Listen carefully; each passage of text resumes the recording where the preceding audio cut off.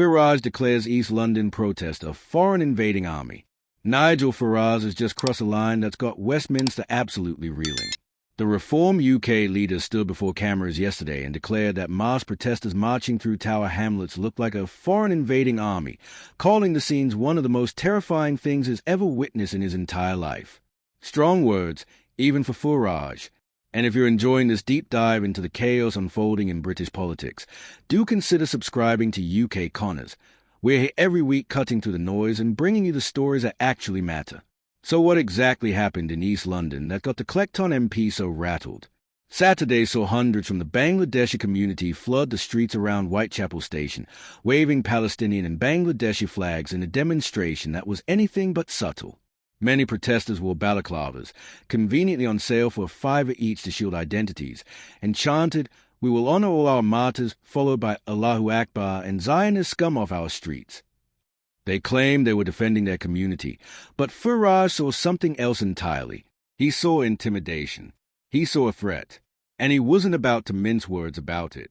The protest itself was a response to a banned UKIP demonstration in the borough, blocked over fears of public disorder. Rather ironic, isn't it, that banning one march to prevent disorder essentially spawned another that Farage is now calling an invasion? The Tower Hamlets protest was designed to send a message, and judging by the reaction from the Reform leader, that message was received loud and clear. Farage didn't just express concern at his Westminster press conference. He went nuclear. He framed the demonstration as intimidation to the point of basically urging the mass wipeout of huge numbers of Jewish people, and challenged anyone in the room to tell him he was wrong for calling it a foreign army marching through British streets. But here's where things get deliciously complicated for Mr. Farage, because whilst he's busy condemning what he sees as proper racism unfolding in Tower Hamlets, his own party is neck-deep in a racism scandal that's making headlines for all the wrong reasons. Enter Sarah Pochin, Reform MP for Runcorn and Helsby, who decided it was a brilliant idea to go on Talk TV and complain that television adverts are full of black and Asian people, which apparently drives her mad. She agreed with a viewer that such representation doesn't reflect our society and leaves the average white person unrepresented. The backlash was swift, predictable, and absolutely brutal. Pochin attempted damage control with an apology, claiming her comments were phrased poorly and that she was actually taking aim at the advertising industry's DEI madness. That's diversity, equity, and inclusion for those keeping score at home. But the apology landed with all the grace of a lead balloon.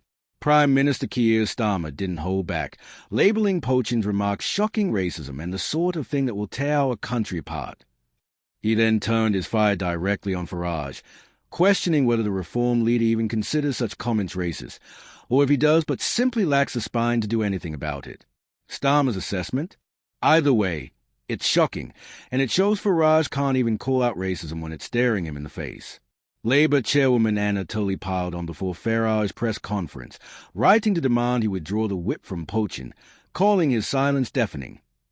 The Liberal Democrats went further, tabling a censure motion in Parliament to formally rebuke the Reform MP Max Wilkinson, their Home Affairs spokesman, threw down the gauntlet. Prove racism has no place in Reform by withdrawing the whip immediately, or show total contempt for decent British people. Even the Conservatives, hardly strangers to their own controversies, joined the chorus. Shadow Home Secretary Chris Philp told LBC that Pochin's comments were racist, full stop, and that her apology, whilst welcome, didn't erase the wrongness of what she'd said. So where does this leave Farage? Caught between two fires, that's where. On one hand, he's positioning himself as a defender of British streets against what he perceives as extremist intimidation in Tower Hamlets. On the other, he's fielding accusations that he's harboring racism within his own parliamentary ranks and refusing to take meaningful action. His response to the Pochin affair? He's unhappy with what she did, understands a basic point about advertising, but admits the wording was wrong and ugly. Yet he stopped short of suspension, insisting her intent wasn't racist. That distinction, intent versus impact, is doing precisely zero favors for Farage's credibility right now, especially when he's simultaneously declaring that proper racism is happening elsewhere. The optics are absolutely dreadful. Here's a political leader demanding the country wake up to extremism on the streets whilst appearing unable or unwilling to firmly address controversial racial remarks from his own MP. It's the kind of contradiction that opponents dream of, and they're exploiting it mercilessly. Starmer's jab about Farage being unable to serve the whole country because he can't call out racism cuts deep, particularly for a party leader with ambitions of expanding reforms appeal beyond its core base. The question now is whether this twin controversy damages reform's momentum or whether Farage supporters see him as unfairly maligned for speaking uncomfortable truths. What's undeniable is that British politics has entered an especially fraught period where questions of identity, immigration, representation, and extremism are colliding in ways that make everyone uncomfortable. The Tower Hamlets protests and the poaching scandal aren't isolated incidents. They are symptoms of deeper tensions that neither the establishment nor the insurgents seem capable of resolving.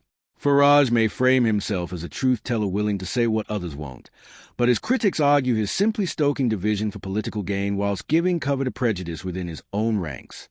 The coming days will reveal whether Farage's base rallies around him or whether the contradictions become too glaring to ignore.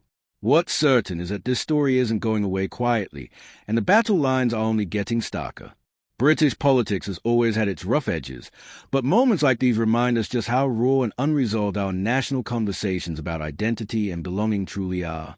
If this breakdown has given you something to think about, make sure you're subscribed to UK Connors because we'll be tracking every twist, every accusation, and every consequence as this saga unfolds. British politics doesn't sleep, and neither do we.